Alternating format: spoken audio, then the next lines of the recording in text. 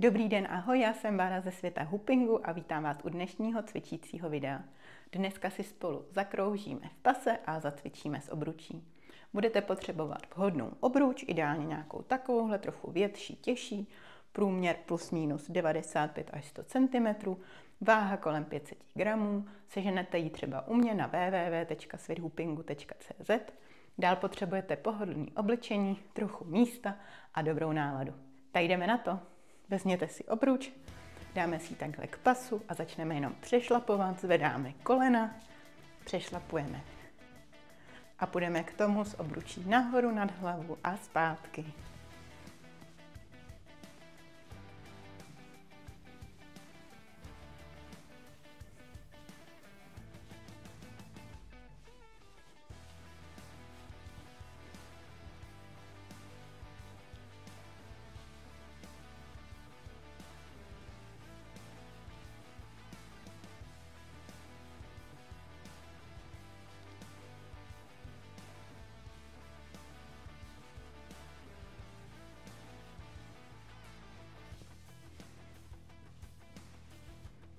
Naposledy nahoru, vracím zpátky, dám si nohy od sebe a přetáčím se za obručí na jednu, na druhou stranu.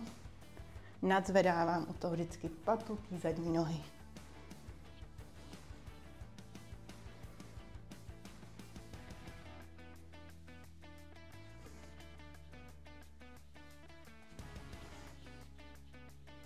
A drobná změna. Půjdeme s obručí nahoru nad hlavu a zpátky dolů.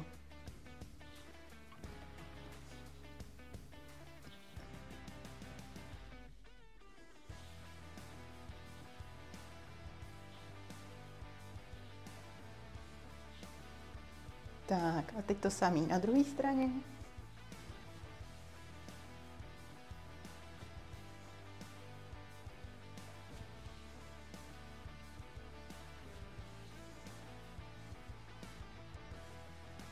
Tak, naposledy vezmeme si obruč před sebe, chytneme si ji takhle zvenku a půjdeme takovou ležatou osmičku na jednu a na druhou stranu. Úplně se do toho uvolněte, zkuste ten pohyb co největší, jak vám to bude příjemné.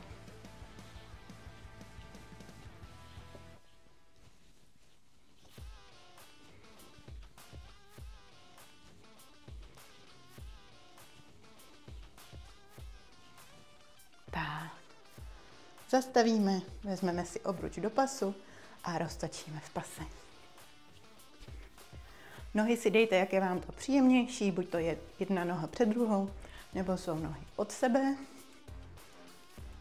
Tak a chviličku jenom zakroužíme. Zkuste střídat nohy, můžete zkusit střídat to postavení.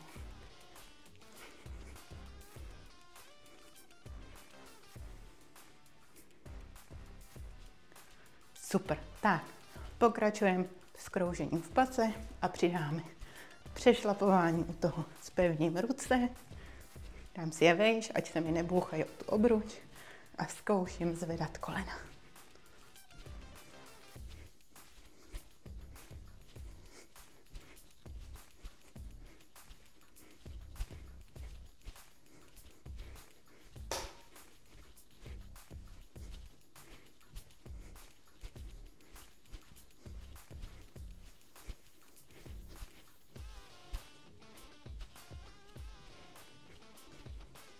Zastavím nohy, dám je od sebe, pokračuju s kroužením v pase, propnu paže a zkusím přidat pohyb rukou.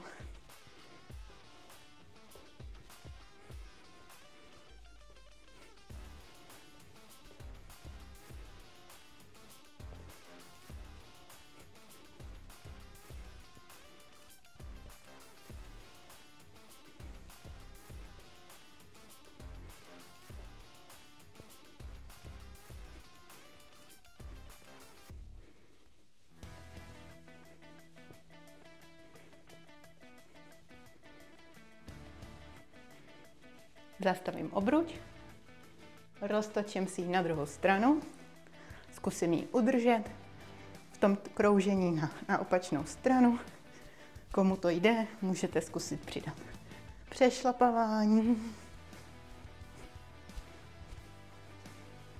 nebo střídání postavení nohou.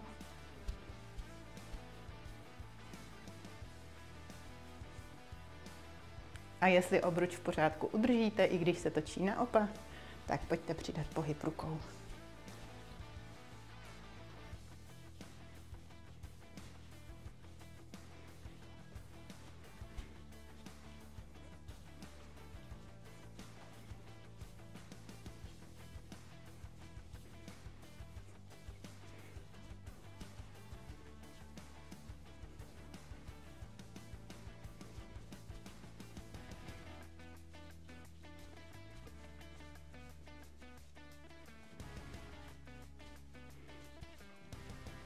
Skvělé, zastavíme. A teď si budeme tu obruč posílat přes břicho, jenom ze strany na stranu a chytím. Pošlu přes břicho a chytím. Pošlu, chytím.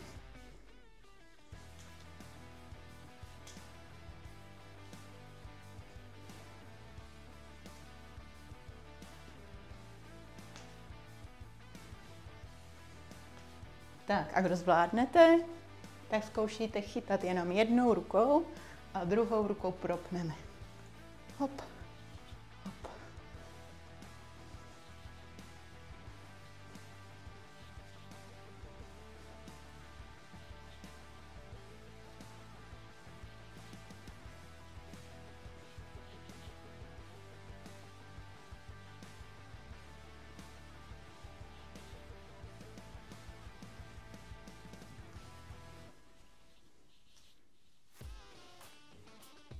Skvělý.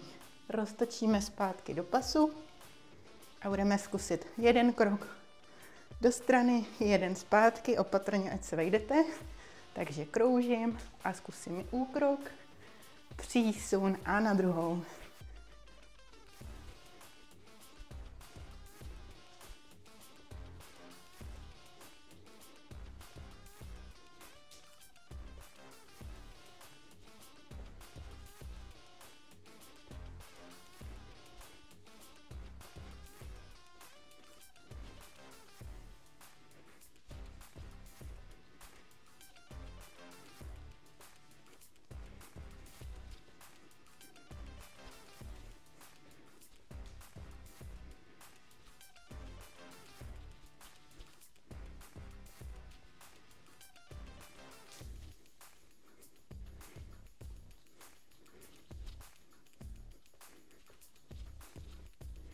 Tak a teď zkusíme něco podobného, jenom půjdu krok dopředu a dozadu.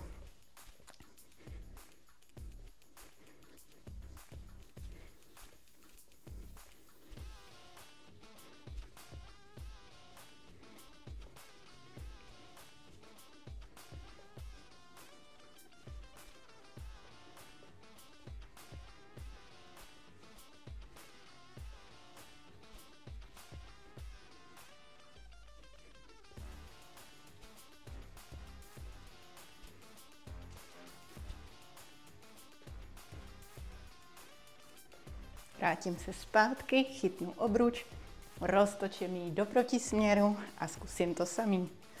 Takže jdu do strany, aspoň párkrát, potrénovat trošku tělo i mozek. Děláte pořád ten samý pohyb, jako když jste točili do svého směru, jenom je to takový horší a nepřirozenější. Tak, ale aspoň párkrát to pojďte zkusit ze strany na stranu a dopředu, dozadu.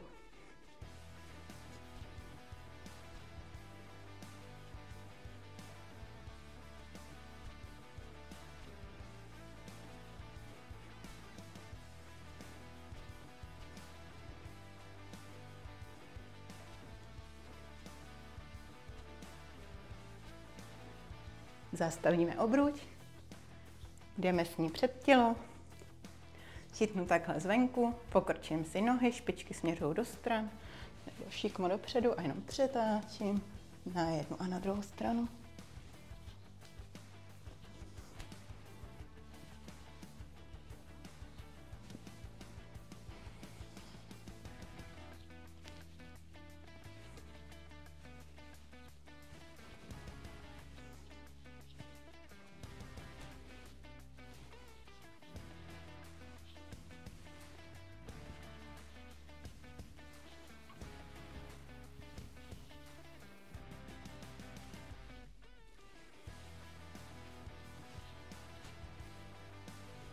Tak naposledy. Na jednu, na druhou. Zastavíme. Chytneme obruč zevnitř a půjdeme z obručí dolů a zvedám koleno.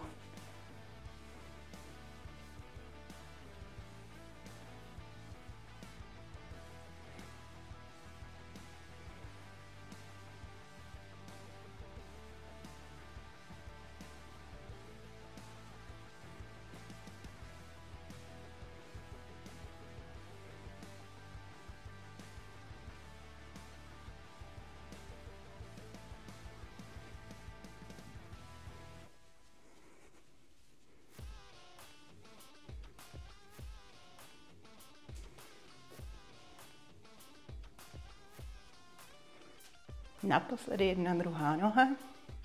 Vracím zpátky do pasu.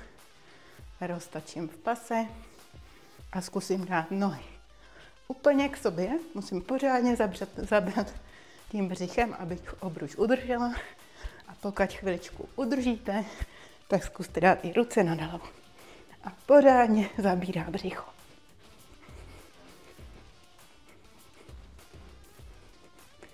Ještě vydržte. Přidejte, zrychlete, ať obruč udržíte.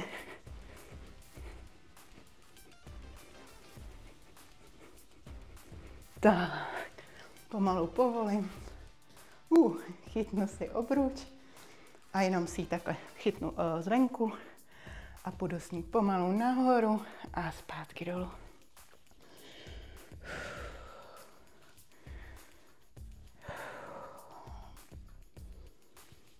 Tak a pojďte tady v tom pohybu pokračovat a jenom se u toho budu točit tělem do kolečka. Na jednu a na druhou stranu.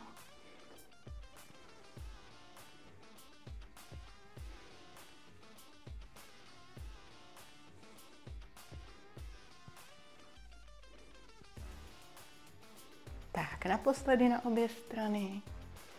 Nahoru, zpátky a dotočíme. Já vám děkuji, že jste si se mnou zacvičili a uvidíme se třeba příště u dalšího videa.